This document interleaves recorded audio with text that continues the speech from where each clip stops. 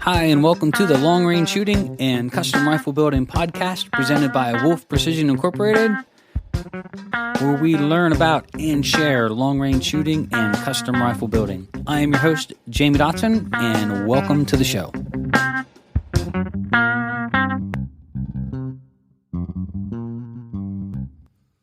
Hi, and welcome to episode 23 of Wolf Precision's Long Range Shooting and Custom Rifle Building podcast. I'm your host, Jamie Dotson, and in this episode, we are going to talking about holding the A.C.E, or the Accurizing Chamber Extension, and what we're excited to share with you about and what we are working on. So we want you to stack the deck in your favor to get the most accuracy out of your rifle that you can, so you can be the best shooter that you can be.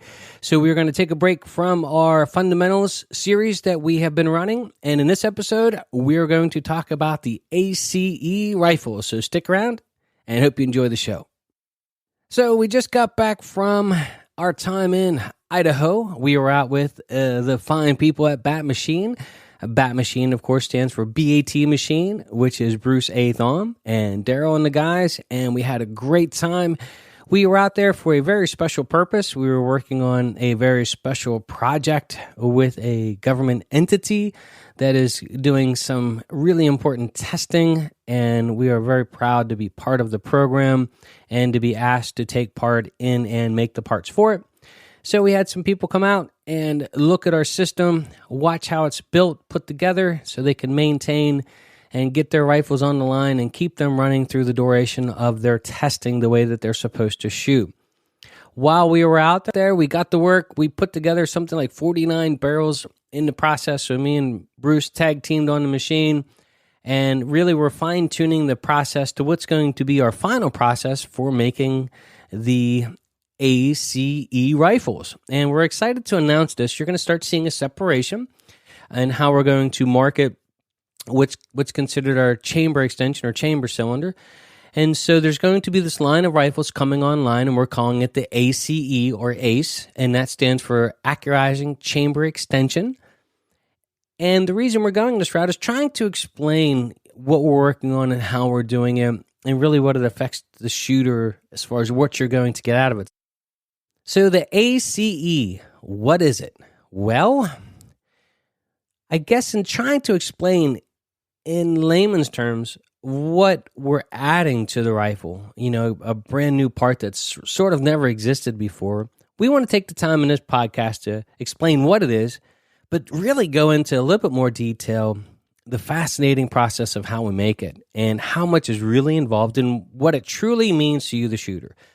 So in the end, we can add a lot of work to any progress. If you think about a job site and we want to stretch this out to make it seem like we're working harder or you're getting more for your money, well, we'll just make it, rather than a 6-month project, we're going to say it's going to take a year to build because, we're going to put that much more into it. And of course, the longer the time we put into it, the harder it appears that we're working.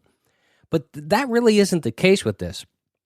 In the end, this whole process that we've developed, it adds over 100 steps in the process of us making a finished rifle to hand to you, the shooter. So it's not a fast track. It is certainly not an easier way to build, but it's a scalable, predictable way in which we can hand the consumer, in the end, a better shooting rifle. So our end goal was never really about making things appear different or make them sound more technically advanced, or however, people want to spin different things off and why they're doing things.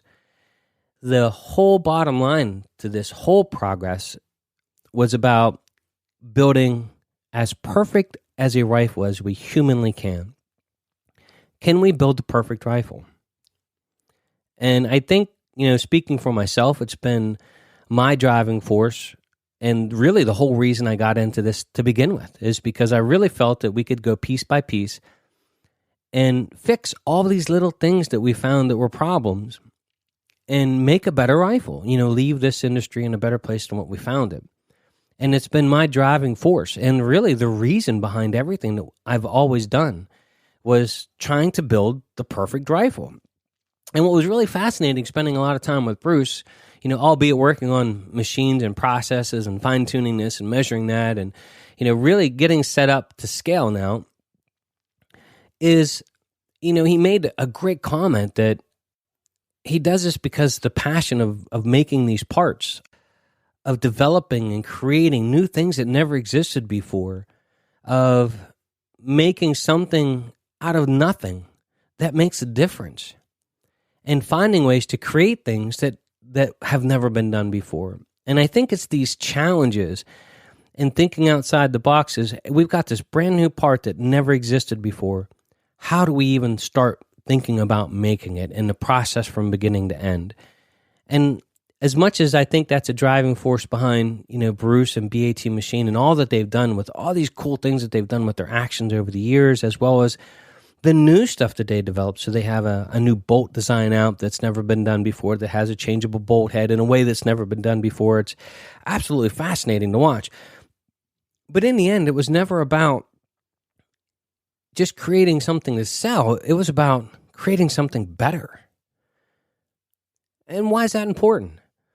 Well, it would be really nice to know that a rifle is capable of truly doing what it's supposed to be able to do. That it's going to shoot fantastic, and all we have to do is learn how to shoot it. So we had a customer just get back from a prairie dog shoot, and I'm going to ask him to leave a small review or something, or just a little write-up if he doesn't mind, unbiased. But I got a really nice email from him. He went out with some fine folks from, I believe Hornady was there. There were some other manufacturers there. It was an invite-only type thing. And he had contacted me in January, and he had asked, he said, hey, I'm going out here with these guys, and I don't want to embarrass myself. I've never shot long range before. This is sort of an invite thing only. They're going to be shooting prairie dogs at a very far distance, and I don't want to look like an idiot, so what do I do? And so I talked with them a little bit. And we talked about custom rifles and calibers, and of course, attending the shooting school here. So he settled in on a 6 Creedmoor, which I thought was a fantastic choice for the type of shooting he was going to do. And we built him a custom rifle. He came through the shooting school 3 weeks prior to leaving for this event out west to shoot prairie dogs with this group. And I got some really cool video. Maybe I'll post it up on our... I don't know if we're allowed to post this stuff on YouTube or Facebook of animals being shot or not. I don't know what the rules are with that, but I'll try to post up some videos without getting myself banned. But to make a short version of a long story, he beat everybody. And by the way, it was Hornady and HS Precision that were there with him. He beat everybody for the longest prairie dog shot at the event by 300 yards. That is absolutely amazing. I mean, he decimated him. This is a guy that never shot long range before 3 weeks prior to leaving to the event. And he's shooting with people who have been in the industry for decades. And he bested them by over 300 yards. And that is fantastic. And I can't say how, when he sent me that email, how excited I was for him. And by the way, he didn't tell anybody there that he attended the school. He just showed up with the rifle and sort of just played right along with the whole thing. He didn't say much as far as, well, I just came back and I've been all trained up. He just went out and enjoyed himself, and he kicked butt and took names. Well, that's why we do what we do. That's why we build these rifles. It's not about, technically we're going to make all this more complicated, and in theory we're going to do all of this stuff. No, this is about handing somebody a rifle, giving them the proper training, and them going out and kicking butt and taking names. I mean, could you imagine, had he gone out there and not had confidence in his equipment, it would have been a different story. He'd had a couple misses, stuff get in his head, have a couple shank shots, but no. When he came through the shooting school here, he did a great job. Of course, like everybody else, there's learning curves with fundamentals. We talk about that here. And it's getting the rifle set up. After the school was done, by the way, he shot really good. No problems there whatsoever. After he was done at the school, he came back for a final day, just a half a day lesson to get tuned up, try to get some final dope written down, of course, maybe the last minute jitters of heading out here. Because again, he's a professional in his industry, and he's going out on an invite from his peers. So people that have been in the industry longer than him and people that he look up to, and he doesn't want to go out there and embarrass himself. So he come in for just one last half day, and we considered it like a doping event where we just come in, and I don't even think we shot more than 20 or 30 rounds just to get some really good final dope on his gun, and he left. Well, a couple of weeks later, I get this email, and, not only did he hang in there with everybody, but he bested the longest shot on a prairie dog by anybody else there at the event. Not by 50 yards, not by 100 yards, not by 200, but by 300 yards. So he got a lot of attention from the folks at Hornady, got a lot of attention from the folks at HS Precision, all checking out the equipment and asking them lots of questions. But that's why we do what we do. And that's why we take all the time behind the scenes to make stuff that improves the rifle. And I thought, if that just wasn't the greatest kick in the pants for me, I was so excited for him that he went out and did this. Just absolutely fantastic. So if I can, I'll post up, his small review. Maybe I'll see if I can't post up a couple of his long-range shots that he made. And by the way, they brought the cameras over and was filming him shooting them because he was the one hitting them at distance. How cool is that? Way to go. I don't want to say his name live on the air because of the profession that he's in, but I do want to say congratulations to you and great shooting and way to go out there and kick some butt. That's way to go. Now, the ACE, you're going to see this line of rifles coming out, and we're calling it the A.C.E. system, or we've got the A.C.E. sniper rifle system and our A.C.E. carbon pursuit. A.C.E. stands for Accurizing Chamber Extension. And so the easiest way to explain our invention is think of it as a barrel extension with the chamber cut into it. And it has three very distinct advantages over traditional rifling. Besides being, an up-to-date 21st century design, but it has three distinct advantages over traditional rifling. Number one is it allows us to cut a perfectly straight throat in the barrel, in the straightest portion of the barrel, which is the first inch. And I'll explain that here in just a moment. Number two, it allows us to cut a perfectly round, true, straight chamber in the chamber extension because we can bore that open and the reamer isn't following a predetermined destination of the rifling. So we can cut a perfectly round, true, and straight chamber into the chamber extension because it's not trying to follow the curvature of the bore. And number three, what we find the most fascinating part to all of this, and by the way, a happy accident, is it dampens the harmonics of the barrel. So all of these years in bench rest, all of these years of hunters slipping these vibration dampening things on the end of their barrels and trying to tune them to dampen the harmonics, 22 bench rest where they have these large cylinders that have numbers on them that they can turn to move the weight back and forth across the barrel to dampen the harmonics. The chamber extension actually dampens the harmonics of the barrel. And it does this by the way that the threads interact and the air interacts in between the two pieces now being joined together. I had an engineer at the Great American Outdoor Show explain this to me in much more detail than I can go into, and I thought it was absolutely fascinating to listen to about how and why it works. I'm just going to say that here's what the results have found, and here's something that the professionals say is happening. So when we first started testing these rifles, and this is about 4 years in research and development, we did notice that a couple strange things were happening. Number one, we had this even at the last shooting school where customers were bringing in a couple different types of ammunition and shooting at 100 yards. Well, you would think going from a 90 grain, 6mm bullet to 108 grain to 103 grain, you would have a very significant point of impact on paper at 100 yards. But the truth of the matter is we found this happening a lot, is that 100-yard zeros aren't changing much from bullet to bullet. Now, of course, your dope's going to change at distance because of the BC, the speed, velocity, all of these things involved. But we had customers shooting sometimes as many as 4 or 5 different brands of ammunition at 100 yards and almost hitting the same point of impact from bullseye to bullseye. We had a gentleman, his name was Larry. We had just built a 6mm Creedmoor for him. and he was shooting a Barnes, an Osler, and a Hornady 103s, I think, out of it, and the same thing, and he was absolutely set back by this. That's sort of amazing, and I'm like, that's something that we've been paying attention to for about 4 years now, and we find actually pretty fascinating as well. Now, I'm not saying that you can put any ammunition through and that you're going to have the same point of impact at 100 yards. That's not what I'm saying.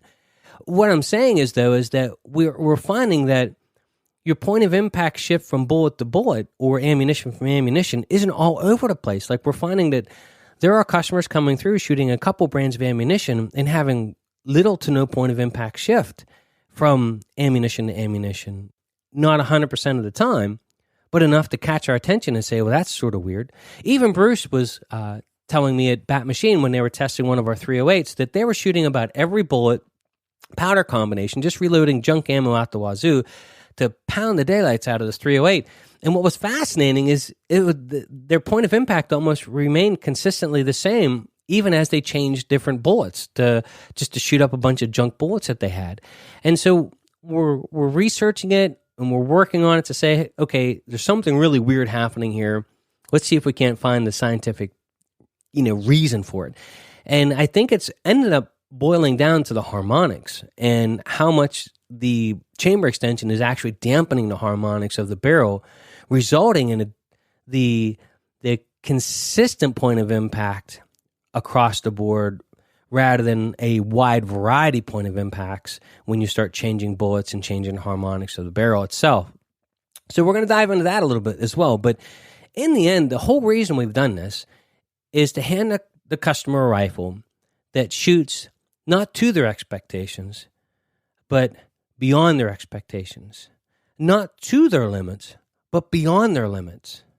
So you can take a brand new shooter that just went out shooting prairie dogs with a bunch of his peers, and he bested the entire group of industry professionals by 300 yards on prairie dogs. Fantastic. So let's go back and talk about the A.C.E. and our trip. We just got back from Idaho. It was a fantastic trip.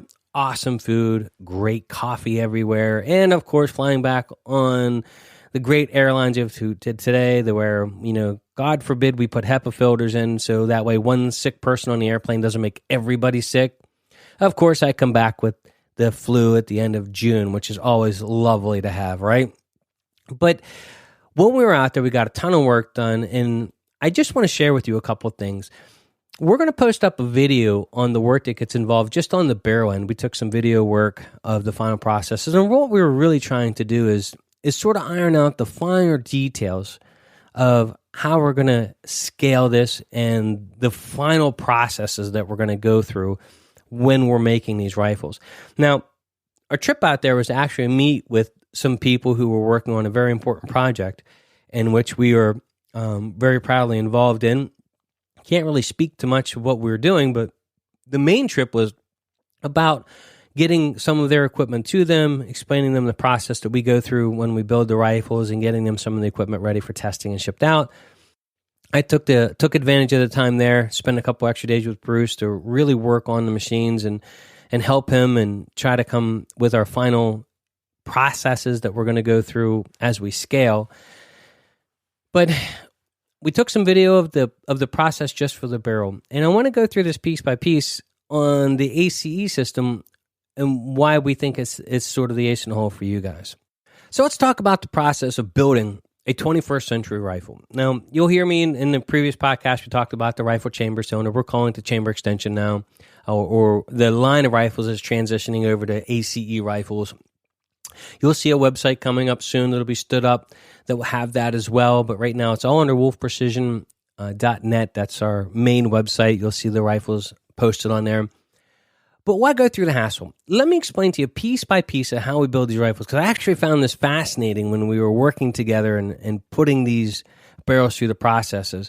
And I was trying to calculate in my head how many more steps or processes we have to go through to hand the customer the finished rifle compared to a normal chambered barrel. So we have to start with the barrel, of course, and we use Krieger's and we've used Proof's research for the carbon fiber. The barrel goes into a Mazak, and the Mazak, with all the tooling involved, is probably getting close to $1 million. way, way more expensive than anything that's going to be found or used in your traditional gunsmithing chambering process. But myself, Bruce included, we're all OCD, ADD. These things are either right or they're not. And so they have to go in the best machines on the planet if we plan on making a consistently great product. So it goes into this machine. It's called a Mazak. Everything in the machine has been custom ground and made for these barrels. So there's a whole process behind the scenes that has to be developed. There's special tooling and holders that have to be machined and developed. Everything designed to hold everything as perfectly straight and true and concentric and repeatable as possible. Fascinating behind the scenes stuff. So we put this barrel in this machine. This machine comes in, steps off. We can dial in within a tenth. So the throat, which is the first inch of the barrel, is the straightest portion, the first inch. So our goal is to cut a perfectly straight throat. That's why this chamber extension actually exists, is trying to cut a perfectly straight throat in the barrel.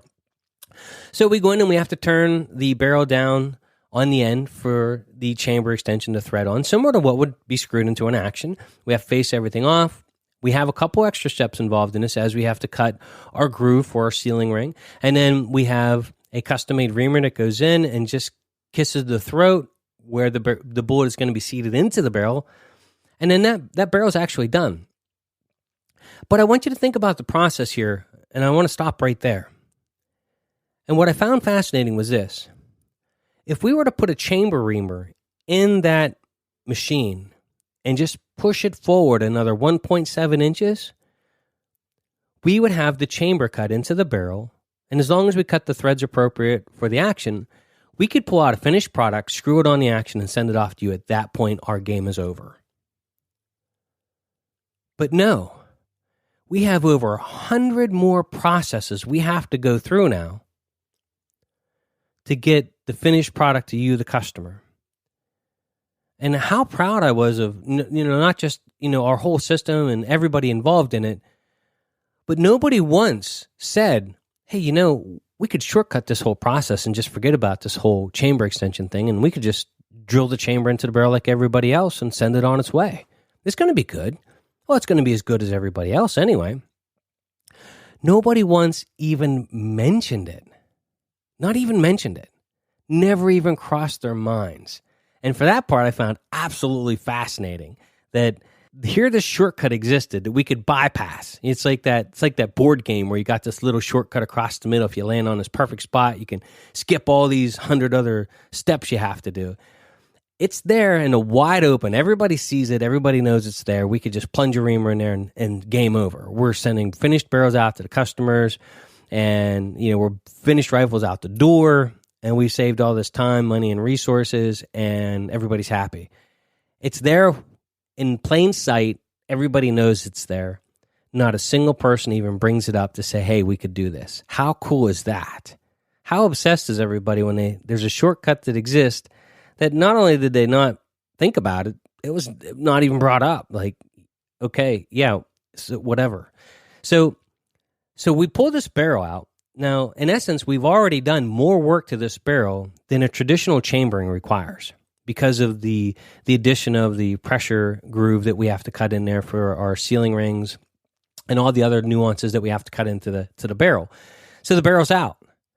Now, here's where the complicated part comes in, and actually the coolest part about the whole process.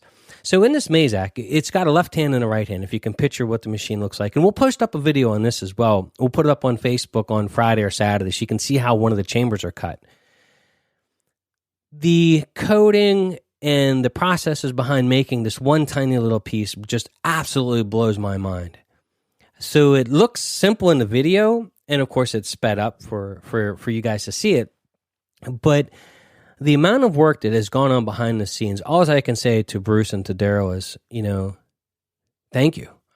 The time and effort that everybody on their end put into it in this part. So we've got this, piece of steel that we have to make this A.C.E. or Accurizing chamber extension, right? So in this machine, you have a right hand and a left hand. You've got the part on the left hand as bar stock, and you've got another hand on the right. Now, on the right hand, all of this custom tooling had to be made, machined, and honed perfectly straight, true, and square to the left hand, custom made for the chamber extension. So what happens is we go into the chamber extension, and now we cut everything that a traditional barrel would get. We cut the threads, we cut the shoulder, we cut the face, we bore the inside open, and then we kiss it with the chamber reamer.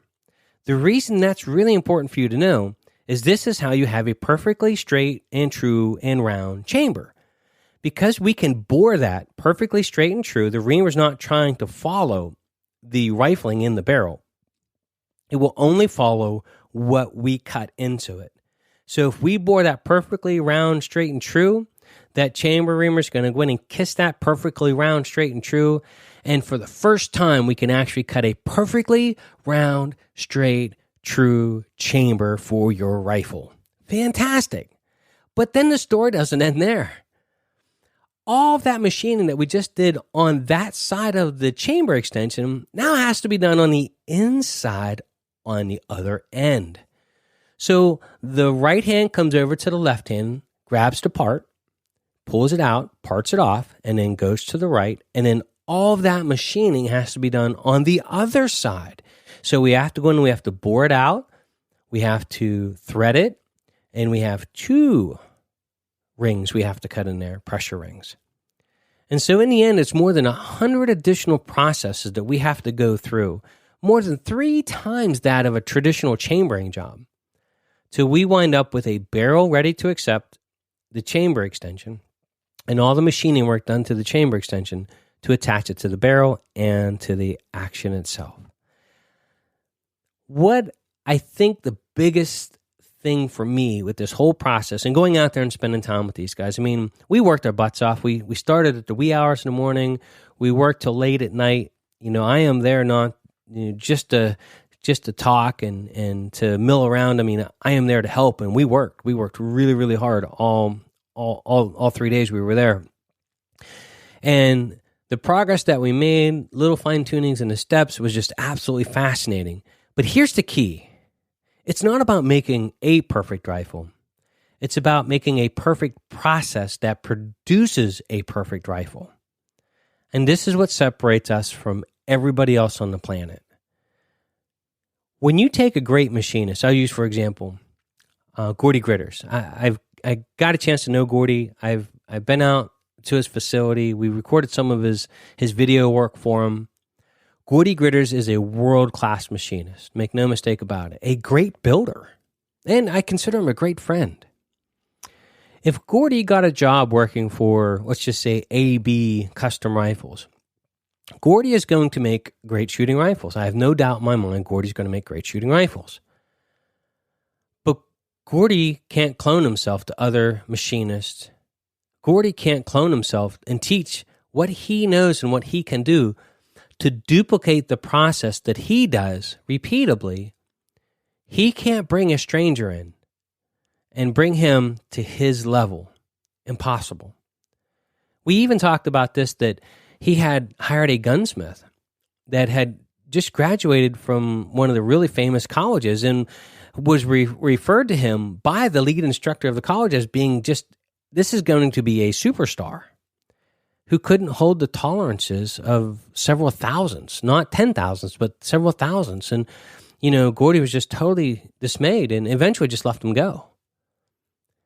So you've got a kid, coming out of, a 4-year degree school, but he's not a great machinist, or at least not yet. He may be a great machinist now, but he wasn't at the time. And even a world-class builder cannot pass that DNA off to another person. So Gordy is limited to the number of barrels, or AB rifles, using Gordy as a builder, is limited to the number of barrels that he can produce in a certain year. If you ask him to go faster, he has to sacrifice quality. If you ask him to train people, again, you're going to have lookalikes and possibly almost as good, but they're not going to be Gordy good. Here's where we separate all of that. We have a system in place that is absolutely scalable. We can take and build, Like, for example, we did, I think, 49 or 54 barrels or something like that we got prepped up and ready to go. That should be here. I think there's 18 carbon fiber and something like 32 Kriegers that are en route, should be here later this week. The only thing we have to do to scale is to add more machine time. We don't have to hire anybody else. We don't have to train somebody to do these things by hand. The only thing we need to do is add the machine time. And if we keep growing, we add another machine that duplicates what the first machine does. This is called growth. So another common thing that gunsmiths run into, we ran into it at the NRA show, I probably talked about it on a previous podcast, was here's a guy that got a great deal on 3-barreled actions. And he's telling me and Bruce this at the show. He bought them in July of last year. Was supposed to have them by fall. Still does not have them. Still doesn't have them. And so you take a great builder who's doing great work. Well, it doesn't take him too long until he's absolutely swamped.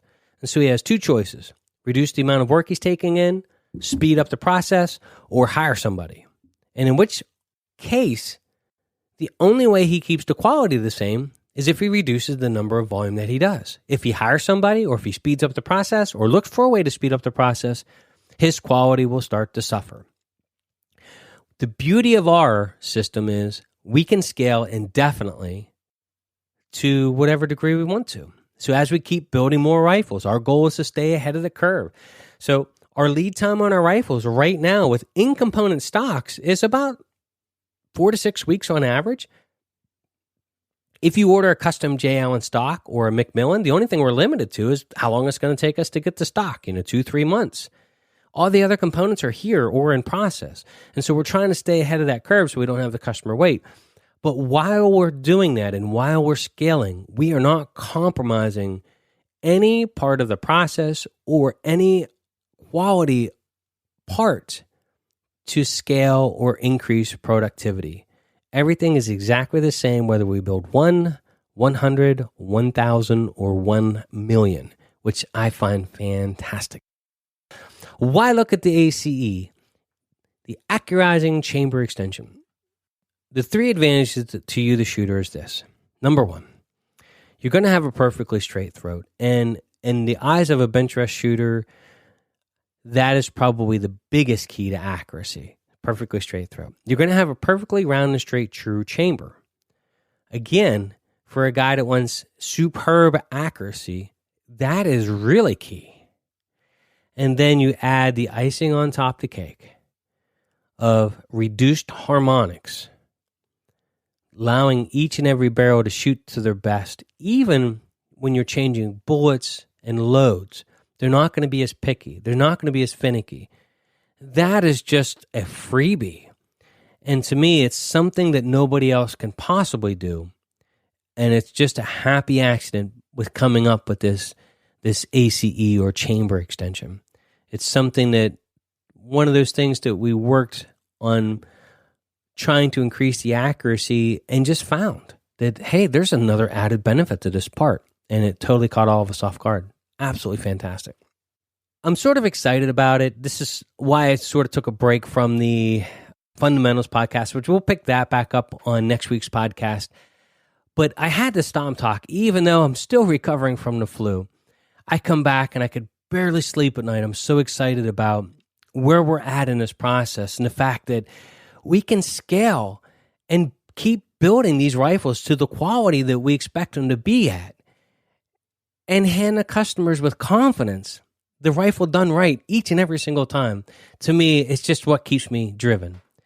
And in the end, what it's about is about having a customer that purchases a rifle, takes it to an event with peers, and just decimates the playing field with it, with confidence, and comes back with the biggest smile.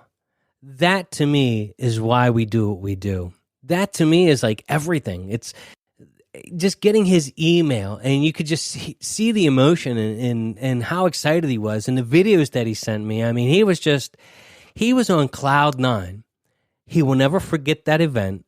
He will never forget that he is capable of doing it as long as the rifle in his hands is capable of doing it. And he's off to the races. So Again, we're going to try to post up those videos. I'll try to see if I can't get something up. But in the end, that's really what it's all about and why we do what we do.